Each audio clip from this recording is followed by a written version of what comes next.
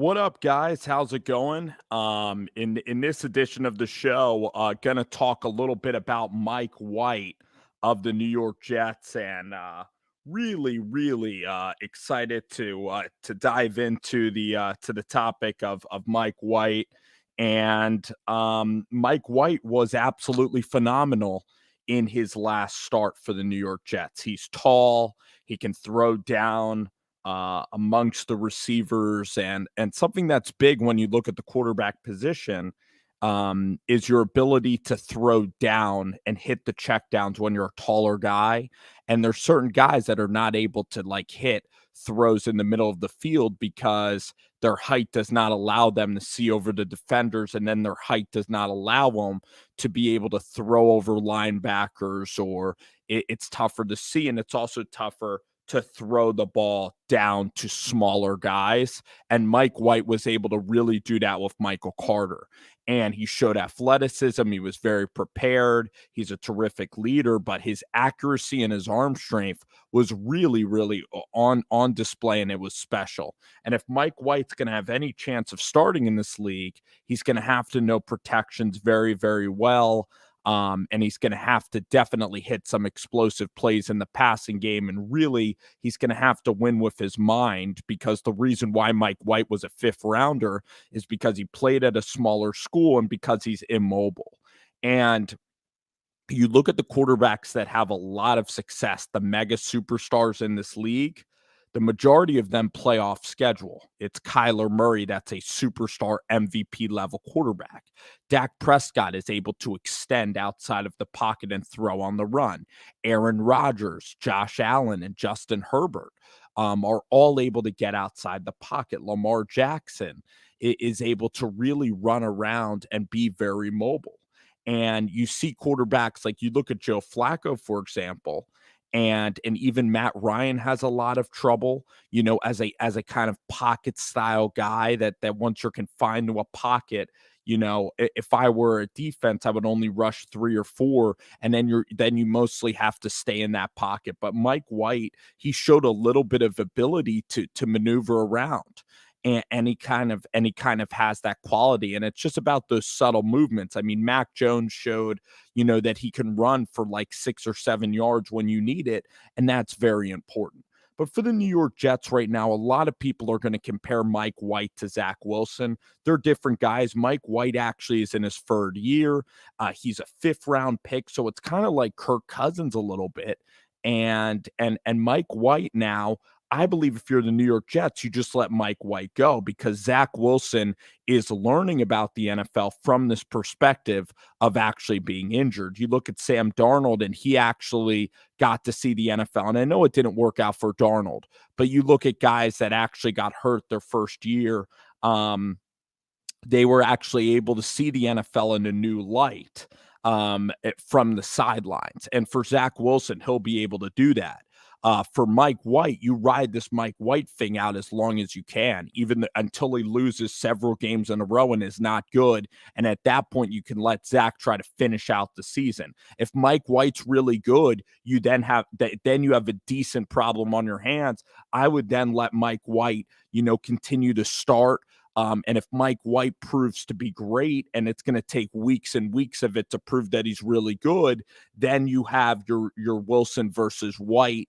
Then you have time to pretty much, ride it out and see what happens. But Mike White could end up owning this job if everything goes really well. And then the New York Jets have a very talented quarterback in Zach Wilson. Then you really have to see. But the odds of Mike White turning into a potential starter past this year, the Kirk Cousins, your fifth round picks doing it, are rare. Odds are it could be like Taylor Heineke, one really good game, and then you see his limitations, which is why he can't really move in the pocket. Once teams start blitzing, have tape on him, he'll end up taking bad sacks. He won't be as prepared. The offense won't move in the same way. When Wilson plays, Wilson does look small. And that's kind of a big problem. He looks a little bit like Bo Nix. I was telling somebody he looks a little bit like Bo Nix in college, where Bo Nix has a lot of talent, but he can't make the simple plays from the pocket. And Mike White is giving this offense a lot of rhythm. And listen, if your guards and centers play well, keep Mike protected, up front. Mike White's a big guy in stature. Sam Darnold and Matt Ryan are not such big guys, but Mike White, it looks like it's hard to bring down. Look like a thick jointed, strong guy. So that's the thing too. But it's really exciting, and I don't want to poo-poo the prospects of Mike White ending up being really good. If I were Jets fans, I'd be more excited about watching Mike White than even Daniel Jones, possibly even then. Jalen Hurts might have some growing to do in this league, but I think Mike White's even more exciting than like a Teddy Bridgewater, because Mike White, has the unknown about him. And the way he was very accurate, he really understood the offense, 400 yards, and you let him start against the Colts. And again, Zach Wilson, you be very patient with Wilson. You don't have to force Wilson back in. Worst comes to worst, Mike White is just a diamond in the rough.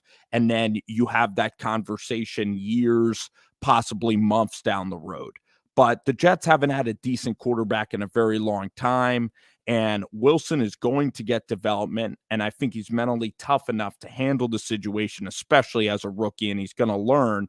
And Mike White, I'm not sure about his contract, but it would be great to really have the rest of the season to really see about this phenomenon.